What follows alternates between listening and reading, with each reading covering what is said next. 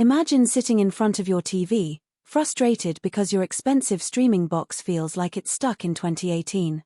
You want to play the latest games, you want a smart home that actually works, and you want a Siri that doesn't just say I found this on the web. Well, the wait might finally be over. For 4 years, the 2022 Apple TV 4K has just sat there, and for many of us, it's doing nothing but collecting dust while our smart TVs handle everything internally. But the supply chain is screaming this morning. If the latest leaks about the spring 2026 Apple TV are true, Apple is finally panicked enough to try something absolutely drastic.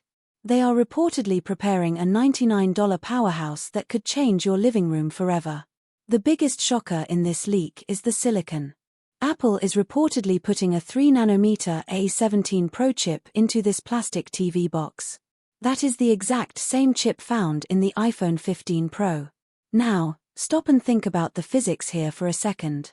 This is a chip infamous for running hot. When it launched in the iPhone, it was practically burning holes in people's pockets during basic benchmarks. Now, Apple wants to jam it into a chassis that ditched its internal fan 2 generations ago.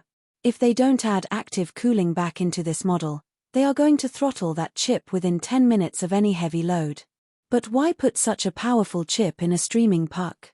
You don't need hardware-accelerated ray tracing just to watch Netflix. A potato can run Netflix. This move proves that Apple is trying, for the 10th time since the 90s, to turn the Apple TV into a legitimate gaming console. They finally have the horsepower to run AAA titles like Death Stranding natively. The hardware isn't the problem anymore, it's the ecosystem.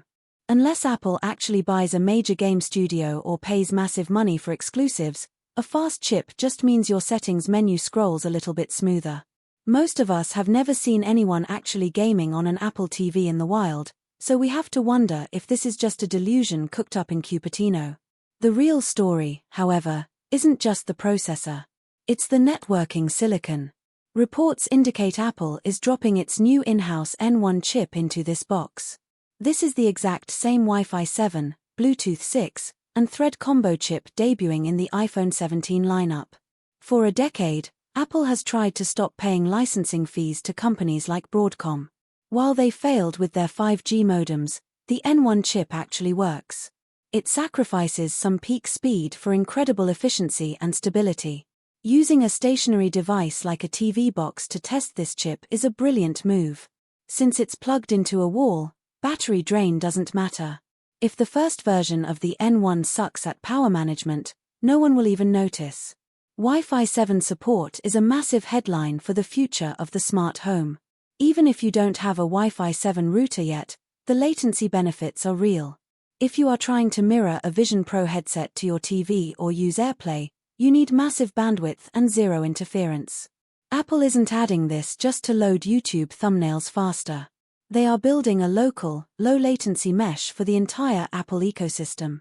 Speaking of YouTube, the leaks also point to hardware AV1 decoding. This is Apple finally catching up to 2021. Google and Amazon have had this in $50 sticks for years. AV1 provides better video quality at lower bit rates, saving streaming companies a fortune. Currently, the Apple TV brute forces this via software, which is incredibly inefficient. Adding it now is a correction, not a groundbreaking new feature. So, why the sudden hardware surge? The pricing leak tells the whole story. Apple is targeting a sub-$100 price tag for the base model.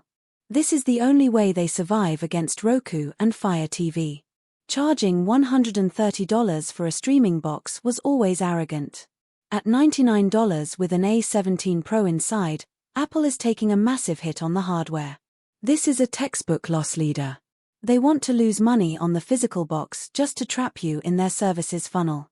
They are likely seeing a drop in Apple TV Plus and Arcade subscribers and are getting desperate to get hardware into households that refuse to buy a new iPhone every year.